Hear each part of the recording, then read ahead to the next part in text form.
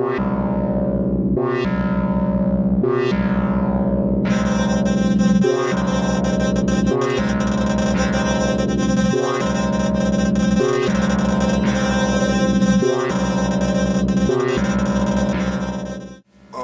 name is Brian Spies.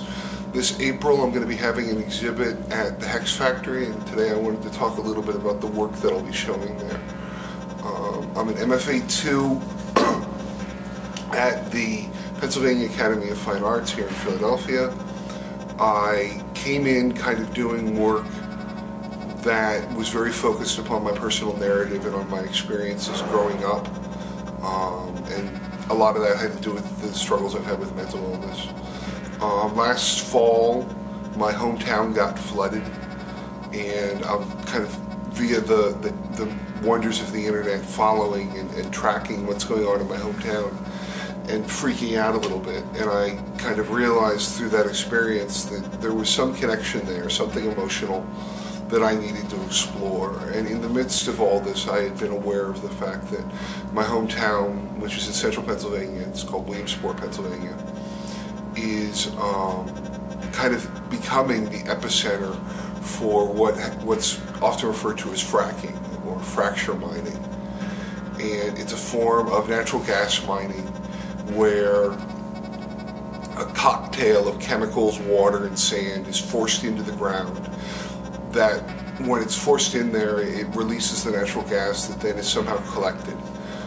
When you go to my hometown now, every third car has license plates from down in the Gulf region, and a lot of the reporting and the focus on what's going on there tends to, in my opinion, demonize the oil workers or the oil business.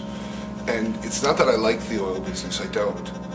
But there isn't another option for the economy in my hometown. You either work for the hospital system, you're a teacher, or you're unemployed.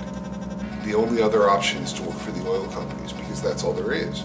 And as long as there's no economic options, you get stuck in a situation of lesser of two evils.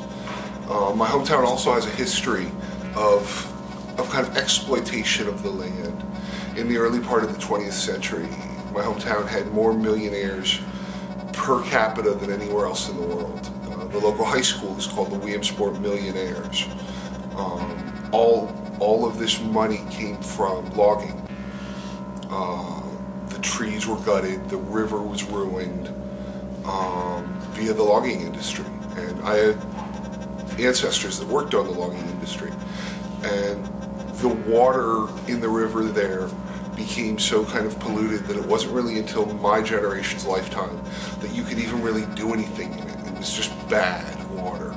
And now the water is getting repolluted again by this oil issue. A lot of my interest in it, though, doesn't come from an environmental standpoint. It comes from an issue of power and exploitation. And I look at the situation and I see the oil industry doing what the oil industry does, exploiting a natural resource to make money. I see the people who are selling their land as just trying to survive. And I see who, for me, are the real villains in this situation, which is the local, municipal, state, and federal governments. That, last time I checked, their job is to represent the people who elected them. And that's not what's going on, in my opinion. And I wanted to do a body of work that would explore and express my frustration and, quite frankly, anger at a lot of what I feel is going on there. The work involves everything from edited manuscripts that I've transcribed from news sources, to large format photographs, to manipulated and edited photographs. I feel like the body of work that is going to be shown is the beginning of where a portion of my work is going. It's kind of its coming out party, and I'm very excited to be showing in this space at the Hex Factory, and I'm very excited to kind of get to see where this work is going, because a lot of what I do as an artist kind of exists in my head and exists on drawing tables and in piles of photographs. But until I have the chance to install it, it's really not a body of work yet. It's not a finished piece. So I'm kind of just excited to get it up and be able to see it and be able to share it. Yeah, so cool.